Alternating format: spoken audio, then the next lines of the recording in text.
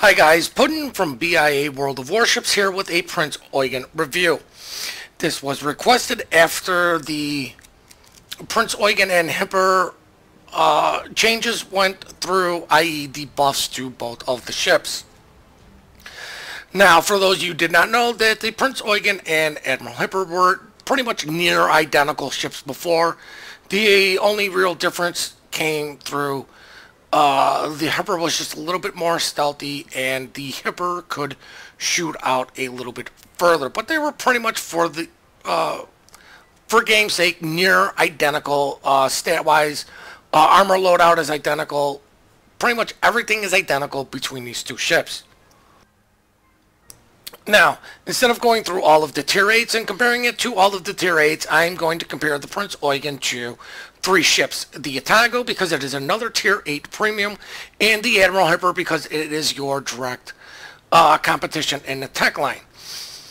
Pretty much, if you don't have the money, is it worth keeping the Hipper if you enjoyed playing the Hipper, or is it worth saving up the money to get the Prinz Eugen? They are 2 different ships now, and they do both play a little bit differently. But to start off with, the Prinz Eugen starts with a health of 45,000. The Admiral Hipper only gets 4,800. And I say that because the Prinz Eugen has access to a heal. I'm not going to sit here and do all the math to figure out maximizing your heal, because it's very difficult to maximize all of your heals in game, i.e. doing the perfect heal just all the time. Sometimes you just need to use it when you could have held out. But the Otago starts out at 40,100. The Prinz Eugen's heal does 270 per its load time, to where the Otago does 240 heals back 240 hit points per second for its duration. I believe both durations are identical. Now you get a torp reduction of 13%, identical on the Hipper, and on the Otago you get a torp reduction of 18%. Don't get hit by torps. Your torpedo belt is not going to really save you. Now, all 3 of these ships have a loadout of 203mm guns.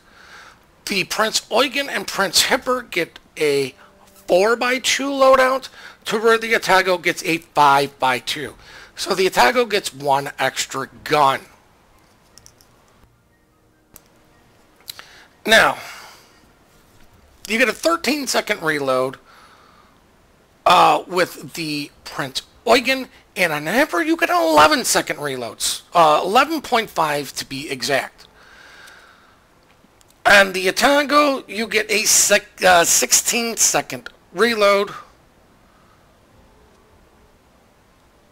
Turret traverse is identical between Prinz Eugen and Hipper. On the Otago you get a 26.1 turret traverse, i.e. the 180-degree turn. So these guns will turn a little bit quicker than the Otagos, but this is still nothing really to write home about.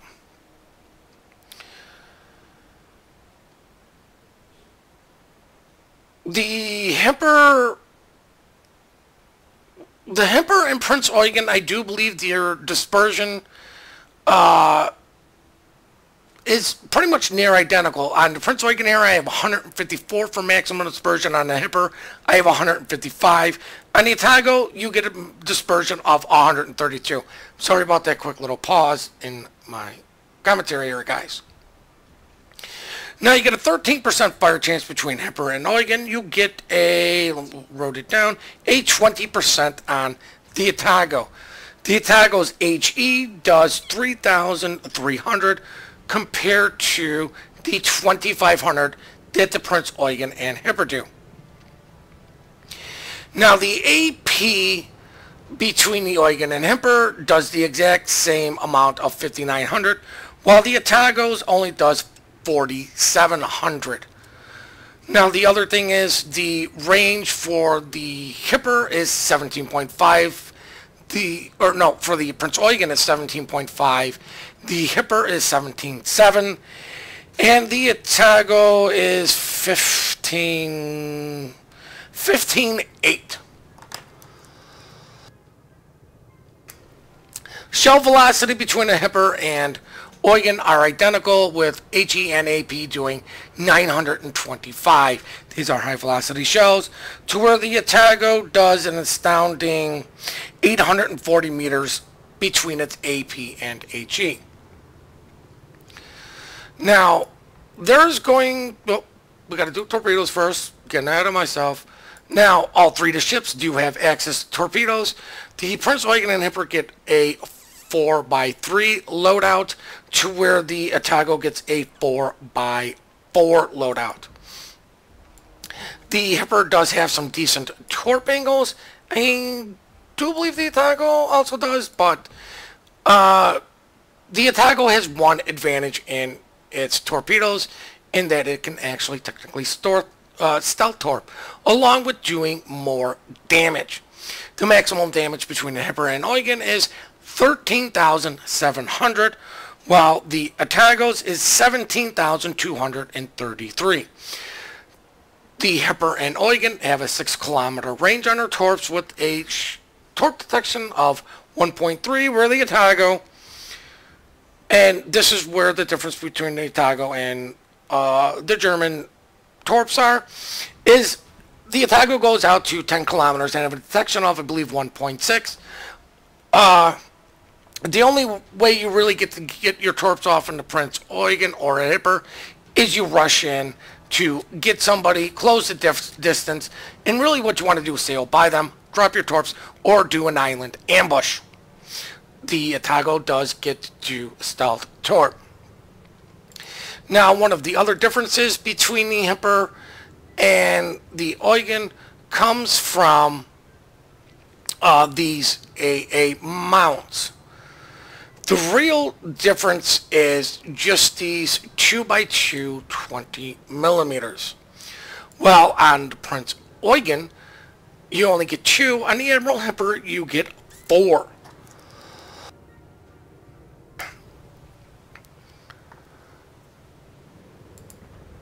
Now, the other thing is, these, you have to remember also, I do have the flag for the Prinz Eugen for extra AA, but on the Admiral Hipper, I do not run the flag. These mounts are the really only difference between the two for AA. As you can see here, I do 9, and that's with the flag. On the Hipper, with no captain, no flag, no nothing, I get 17. So that is the difference in the AA between the Hipper and Eugen. Yay, it's 2 mounts.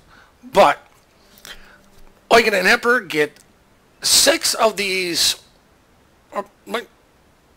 No, this is the other difference between the Eugen and Hipper.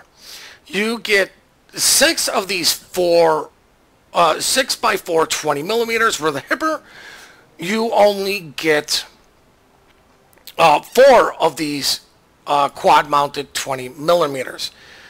Their average damage is identical. While on the Hipper, I'm getting 40 because I'm running the flag. On the Hipper, I'm only getting 36. So the base damage for these guns, or for this AA, is 36. I just trying to let you guys know that I am running the Eugen a little bit more of an AA boat, because the Hipper and Eugen actually do get decent AA. They both have 18 of these 40 millimeters sprinkled all along their deck, that while on the Hipper with no flag does 135, and with the flag does 148. These are identical between a Hipper and Eugen. Your dual purpose is 6x2 105 millimeter, which is your long range. That does shoot out to 6.5 kilometers. That does 110 damage. Without the flag, I'm only doing 100, but these are identical between the Eugen and Hipper. I do want to point out the small little differences between the AA. Your maneuverability, they both do 32 knots. They both have a turning circle of 770 meters with a rudder shift of 10.9, while the Otago does 35 knots, rudder shift of 6.5, and a turning circle of 790. So, Otago's a little bit quicker, faster rudder, little bit bigger of a turning circle, but Otago is just a little bit more of a agile cruiser, to where Prinz Eugen's is not as agile, but it's not horrible. It's slow at 32 knots. There are battleships that do 32 knots. Stock with no speed boost. So there is that. Your concealment. Now, this is the difference between Admiral Hipper, Prinz Eugen, and obviously the Otago. On the Hipper here, you get 11.5. I'm running full stealth, concealment mod on all three of these ships. So 11.5 by sea, to where on the Admiral Hipper, you are at 10.9. Detectability by air is 7.4 on Eugen, and Hipper is 7.1. Now I'm going to get into assured detection is 2 kilometers between all the ships. Now the Otago detection by sea is 9.1, which is where it can stealth toward. It has a 6.9 kilometer by air. It doesn't really have much in the range of air defense. Nothing to really write home about. It's never been known as an AA vessel. But there is that. Now, your detectability after firing in smoke. On the Admiral Hipper, it is 8.5 kilometers, while on the Prinz Eugen is 9.1. I do not understand why this is different between the two, because they're running the same gun. For the most part, they are 203s, and I always thought shooting in smoke went by caliber. But you need to be aware of this if a destroyer gives you smoke. You have a very big plume even in smoke, while the Otago's 203s, while firing in smoke, have a detectability of 6.7. So I wouldn't really advise smoke shooting in the Hipper or Eugen, but if you're going to choose one to do it, I would choose Hipper.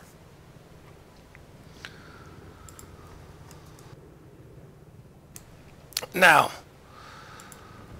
this is the thing about the Eugen and Hipper is, as you can see with my consumables, I have gone with defensive fire, fighter, and obviously heal. You do not have access to this on the Hipper. On the Hipper, I actually go with the Hydro and the Catapult Fighter. I do that because the Hipper has a little bit better detection and a little bit more firing gun. So if I'm going to rush a smoke cloud, I want to be rapid firing. But as you can see, these are the modules on the Hipper, and they're the exact same ones on the Eugen. I just don't have an extra Hydro sitting around, so damn calm. I really don't believe in running the extra or the longer defensive fire, because a good carrier is just going to pull his planes back, and then what are you going to do? Just leave it run. I don't need longer shooting, or I don't need longer defensive fire. I just need the plane shot down immediately. But these are the upgrades I run. I protect my main batteries because they're your bread and butter. Damcom 1 because, well, less chance of flooding and fire is always good. The Prinz Eugen, I'm running more of an AA, so longer range, yay. I'm running Damcom 2 because you get a 15% reduction in fire time and flooding. For those of you who do not know, they made a change to cruisers to where if you're running the Flag, Damcom 1, and Basics of Survivability, the maximum burn time is 15 seconds. With everything that slings HE, because nobody understands AP anymore, or because you're usually angling and they're switching, to me, less burn time is more important than me actually setting something on fire. Concealment, concealment, concealment. It's the king. It will always be the king of the tier 5 slots. But like I said, this is identical on Hipper and even on the Atago. I make one change because the AA on that thing sucks. But I have fighter, catapult, and defensive fire. So I go with actually better aiming, which is why the dispersion is so much better on my Atago. I actually go with rudder shift because I want it to be agile because of you can stealth torque. The whole thing with the Atago is I just don't want to be shot at. Use my maneuverability to avoid the shells. The other thing is I probably forgot to change it after the change went through. I don't play my Atago very much. I have a Mogami with 155s that is just more funner. Now the armor layout, and this is identical between the Hipper and Eugen. Let's see if we can get rid of that so we get a better port view. As you can see, you know what? It's a fairly large superstructure for a cruiser, even with the 16 millimeter. So you're going to eat a lot of HE there. 27 millimeter armor belt. You get a bow of 27 millimeters, and this is important for one fact. If you are going up against an Alsace, Tirpitz, Bismarck, anything shooting a 15-inch shell at you, you can go bow in, and it will bounce if they're shooting this nose. They cannot overmatch it. You get a 40 millimeter right there, but you can kind of bow tank depending on what is shooting you.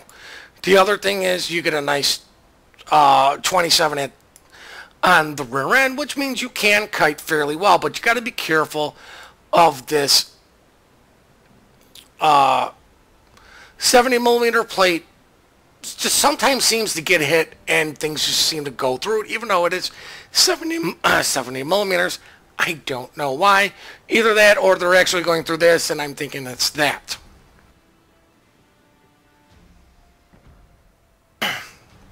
Sorry about that. Take the plating away. You can see we sort of have turtleback armor here. 25 millimeters. Your guns are 180, 80 millimeters, respectable. Like, who cares about superstructure? Take away the armor plate, and as you can see, we do have a little bit of turtlebacking armor, which is what makes these things tough to Citadel up close, but fairly easy at range due to plunging fire just coming in and hitting everything nice and flat. But as we can see with our Citadel still on, please don't turn that off. Your torpedo bulkhead is 20 millimeters, 40 millimeters,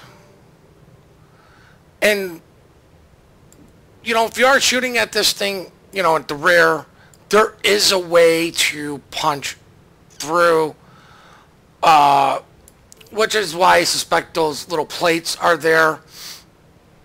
So nobody can get what is known as the Yami shot in on you and come in and punch in through the rear end and front end. But it's an 80 millimeter, and then there is that 70 millimeter plate right here. And for those of you who don't know, this is what most people refer to as the Yami shot. You kind of shoot here depending on their angle. Everybody can punch through it and just hit that Citadel.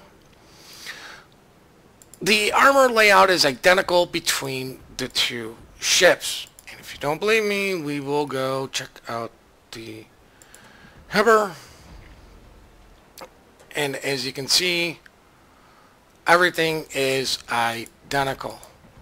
Turtleback, all of this stuff. These are pretty much sister ships in real life and in-game. There are very, very small differences. Now, you guys saw my modules. You saw the consumables I use. So what is my captain build?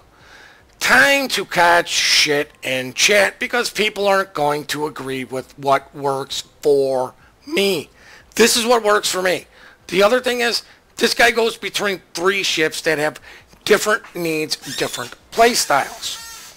Priority target, I pretty much take this on everything now. I'm starting to convert even my destroyers to this. I just want to know how many people are looking at me. And you know what, it's pretty much the old shit, or when something is torping. Expert marksman, because like I said, he goes in between 2 cruisers and a battleship. Adrenaline rush, just an all-around good skill, 4 cruisers and the Scharnhorst.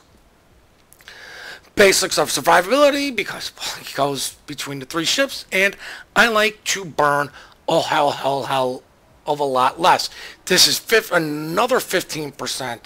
So between just the module and this, it's a 30% reduction in burn time. Superintendent, because more is good. And like I said, this is a good skill for cruisers. I do not take demo expert for this very simple reason. Your fire chances through your volume. The more you shoot, the more chances you're going to get in fire. I don't need an extra 3%. I just need more time to shoot. The other thing is, the Germans have very good AP, even at range, on their cruisers. So I tend to hold my shots with the Eugen because it's still a very good sniper, and try to hit anything that is showing me side with the AP. Advanced fire training, because it's an all-around good skill, and because concealment is king. It's concealment. It's just the best that you can have. Now, with all of that being said, all of that being done, there is one other difference. And this really comes between the Prinz Eugen and the Atago. The Prinz Eugen has access, but you have to buy this camo, which is the Eagle camo. And as you can see here, you get a plus 10% to credits, plus 50% to EXP per battle, and plus 50% to commander experience. This was the first camouflage, I do believe, or might have been the first camouflage in general, that gave a bonus to commander experience. The Prinz Eugen was, the way they Wargaming sold it was a very good captain trainer. Show the Kutuzov, because you know what, let's show broken ships, why not? Only has access to 1 permanent camo, and as you can see, it's only 10% and plus 50% to experience. The ARP Takao is, well, you can't mount camo, which is why the Atago is just butter. Plus 10%, plus 50%. The Prinz Eugen, I do believe, is the only ship in the game with a permanent camo to captain experience. I may be wrong. I'm sure somebody will correct me. But this is what made the Prinz Eugen special. It did come with just this this original camo, which was 50%, but then they gave it to plus 10% to credits. I do believe you did have to buy this camo because this was the standard premium camo that first came out with the ship. This is, I believe, the standard camo that you will get with the ship. I do believe you do have to purchase this camouflage. I wish they would sell the ship with these two. I don't know, because I bought this ship when it first came out, and then I saw the camo, and I'm like, I'm buying that camo too. But I just want you to be aware that there are 2 permanent camos for the Prinz Eugen. And now we're going to go check out the long-awaited gameplay for you guys. Alright guys, now here's the gameplay. As you can see, we are in a Tier 8 heavy game. Best conditions for the ship, best conditions for me in general. Just because with when I'm in a Tier 10, I do play a little bit more passively. I am not the greatest cruiser player. And wow, did I get hit with some lag? Oh, yep, got hit with some lag there. Sorry about that. But as you can see, I am running a 3-man div. I do usually try to play the Prinz Eugen when there is any sort of commander experience going on, because I run a lot of captain EXP flags to help getting the commander EXP up even higher. But as you can see, I'm taking a very aggressive approach. The reason I'm doing this is because of that heal. Number 2, I want to support our destroyer. I let them know I actually get to this position without being spotted, which is a big thing. Most of the time, if somebody on the enemy team is coming over here, you will be spotted through that gap. The other thing is I was trying to get some early spots in potentially for our DD. Now I'm going to slow down because, like I said, I got here very sneakily and wasn't spotted. Luckily, somebody's shooting on the other side, which kind of indicates that the enemy isn't coming over here. If you see ships doing this, there's a very good chance that any opposition at this cap will be minimal.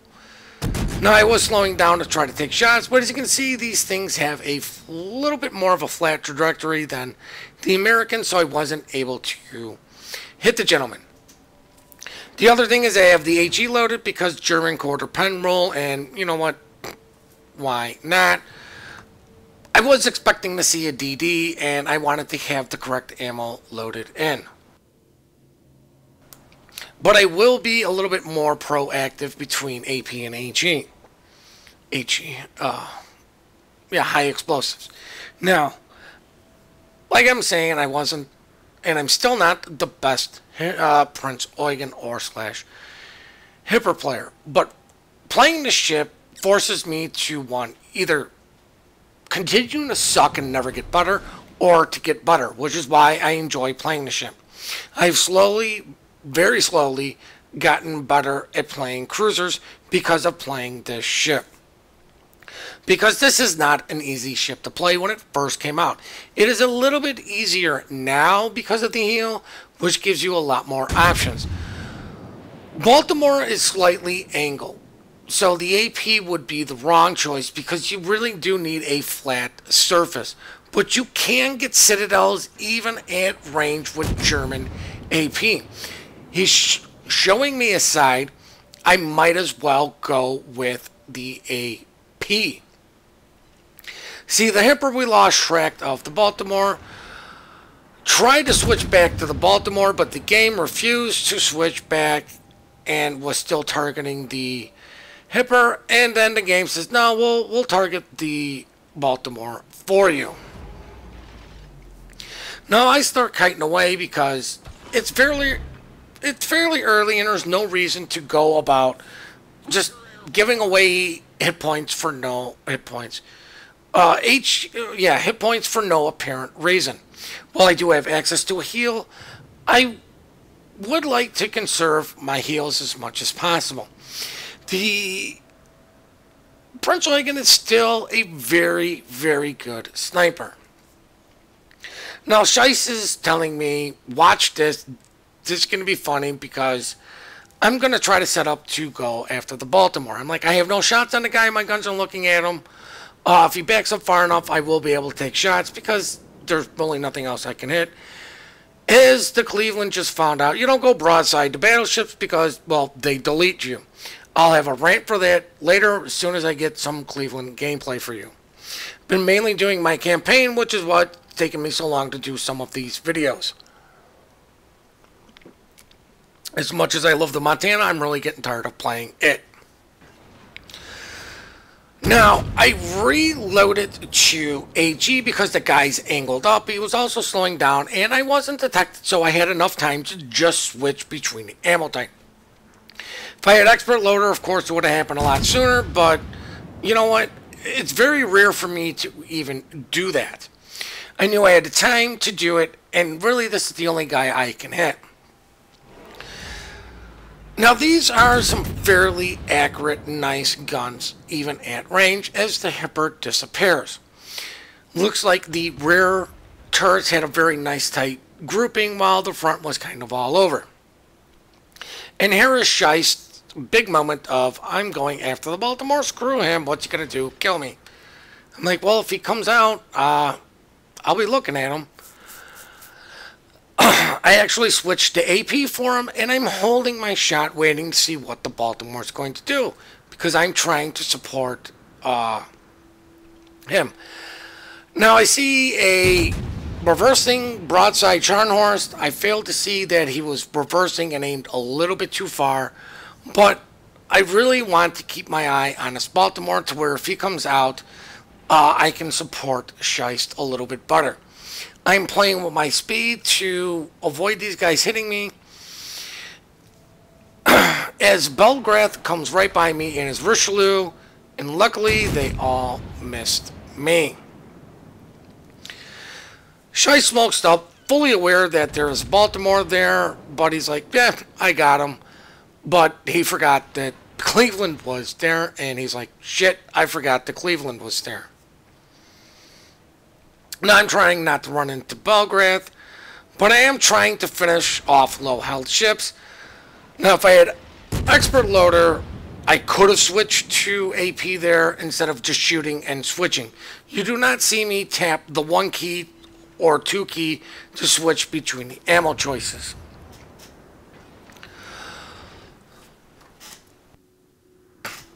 But this is what I mean by I try to hold my shots and hit broadside targets. The Germans have very good AP. Unfortunately, a lot of idiots don't fucking understand AP versus HE, when to shoot it, how to shoot it, even on bow in targets. Baltimore showing what I believe is enough of his side for the AP to be warranted here. And as you can see, not all of them went in good spots. I aimed a little bit low. Aimed a little bit low like I'm in a battleship. It's one of my misgivings in cruisers. I treat their AP a little bit more like battleship AP instead of like cruiser AP, so I'm aiming for the waterline. Cruisers, you want to aim just a little bit more, just a little bit higher. Unfortunately, my shells came in a little bit too far behind the Cleveland to do any sort of significant damage, but everything I'm shooting at is showing me broadside. AP is the best choice for anything broadside, as I get a Citadel on a hipper at what is considered range for cruisers. And this is what I mean. The AP on the Germans is very, very good. I just wish more people were aware of it. I see a Baltimore and a North Carolina, and I'm thinking, did the Baltimore shoot HE, or did the North Cal as I get hit with some more lag? Now I need to deal with these guys as I pull off another Citadel on a cruiser at range. Now I am actually trying to fire all of my guns at once, not do some sort of cute little ripple fire thing. And this goddamn Gneisenauer is going to be the death of me. The guy is whatever, but unfortunately due to our team just going one at a time dying, just isn't really helping. I am trying to take care of the cruisers, because the more we can keep the battleships alive, the better. But as you can see, I was kiting because those 3 guys were looking at me. And if I can get them to look at me instead of these guys down there, I feel I'm doing my job. The French excel at that with their speed and long range. Now I switched to HE because, one, I'm going to start dealing with the bow-in battleship. AP is never the correct choice in a cruiser. And I'm dealing with a cruiser running away from me. going to focus on the North Carolina to help out my division and the team. Get a nice salvo for 1800. But this guy's starting to show me side, which means I'm going to load AP. Unfortunately, I forget how maneuverable the North Cal is, and he's not going to be very good angles for AP. Now, the other issue between Hipper and Eugen is when you do angle up correctly and properly, you're really only using your front turrets, which means you've cut your DPM in half, while you usually cut it in half by most things. You are really losing out on a lot of DPM because you only get a 4x2. Now, Shice called out he did get a flood on this guy, which is why I'm going to HE, because I'm trying to put a fire on this guy. Belgrade is close enough to where his AP should be able to wreck this guy. I'm trying to get a fire on this gentleman to try to burn him down. I should have switched to AP and just finish the guy. Now, as you can see, I'm angling up, messing with my speed to get these guys to miss. Now, luckily for me, I do have the HE loaded because he did start to angle, and I'm like, you know what, we need to deal with this guy before he turns into an issue. This guy's off by himself, pretty much being useless, except for he's going to be a large health pool when we don't need him to be a large health pool. We need to get rid of destroyers. Those are priority targets number one. I'm a cruiser. It is food. I'm food, or I need my food. I am hungry. I pick on battleships for salt for my food.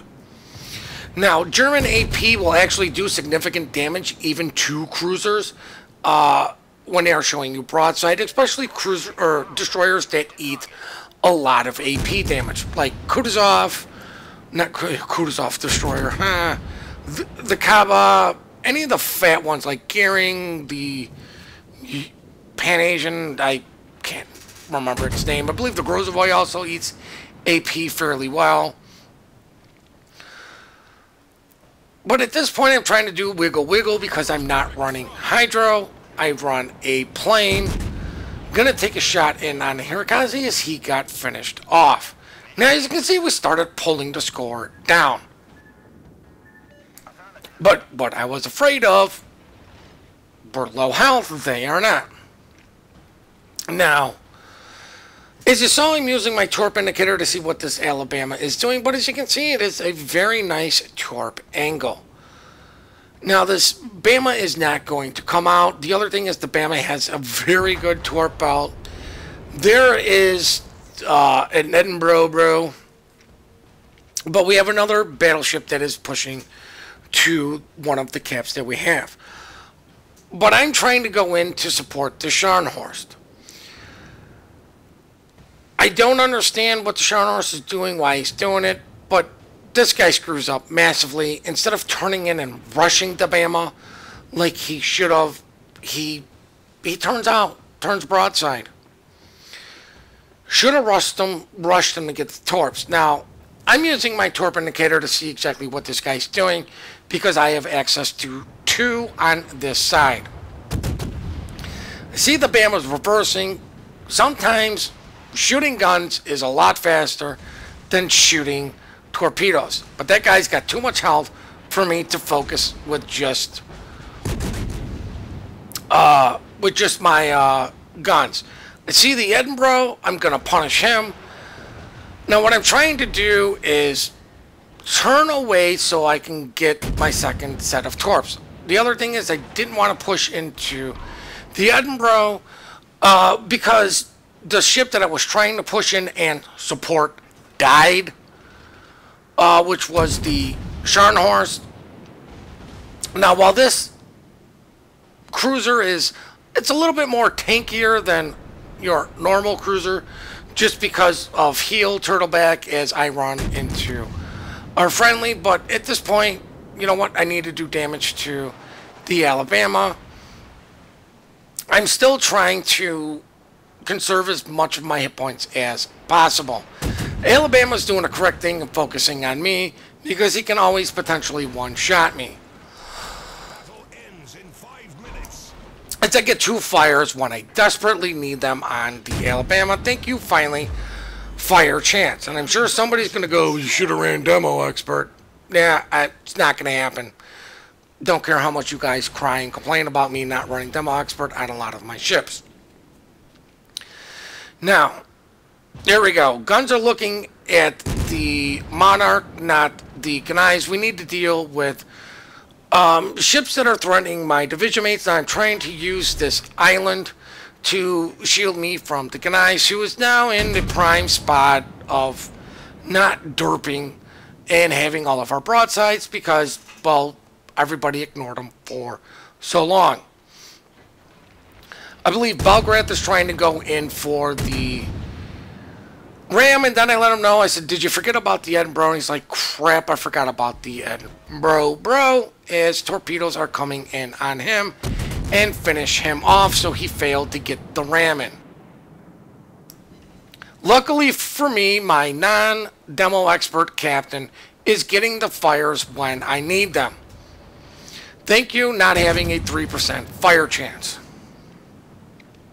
Doing that as more of a joke. As I said, another fire. Now this guy's showing me broadside. I probably should have had the AP loaded, but I'm just going to shoot what I have in the barrel. Deal with him. The HE should be enough just to finish him as we secure that cap. Now I really wish the Amagi would have a little bit more health. Would have went after the Gnais and how behind me. The Amagi should have been able to deal with that gentleman. But unfortunately, once again, he's being ignored. I'm saying this just to let you guys know, you can't ignore ships. If you see one guy chasing a guy down who did exactly what this guy did, it's not exactly the best thing, but it's not the worst thing. You cannot leave a lone ship on a flank unopposed by anything. Our team depends upon you. As I get hit with more glorious lag, as I get spotted. Had the AP loaded because I knew I was going to come up against the Edinburgh bro because I can't say the name properly. Sorry, Edinburgh bro is stuck in my head and my mind is retarded. Sending torps because, well, why the hell not? If these things connect, great, he's killed even faster. Because at this point, we really, really need kills really fast. This guy's showing me broadside. Great. 3 over pens, not exactly the best. But once again, I don't have hydro. I'm not really concerned about it. As I unload with the AP and Kaplow, torps come home and just outright finish the guy. And this is why I'm running demo expert, or not demo expert, this is why I'm running basics of survivability. Because you still have retarded battleships that don't understand how powerful their AP is, even on cruisers. Now, while this guy will not be able to overmatch the rear end or bow of my ship, he can shoot into the superstructure and actually do significant damage. But instead, he's shooting HE for whatever reason, probably because nobody's ever corrected him, nobody's ever told him. Oh look, another fire on my non-demo expert captain. Yay, it's by sheer volume, guys. That's my attitude towards it. These shells are going to come home to a nice 6,000 because they're AP. He's going to set me on fire, but we will lose this game right here with this tick. And now the post-battle results. The reason I chose this replay to show you guys is for a couple of reasons. One, we didn't win, but I think it showcased the thinkability, the AP, the HE of the shells, just German shells in general. As you can see by the EXP that I did have, I did fairly well. I held my own. While it was only a tier 8 game, I do believe this is the best game that showcases the Prinz Eugen, its strengths, its weaknesses, its problem. If I would have had a little bit more TVM, outcome might have been a little bit differently. I hope you guys really did enjoy this video and this review We do appreciate all the support you guys do give us. We do love the replays you send in. The email for that is in the description down below. Please hit the like and subscribe button and have yourselves one heck of a great day.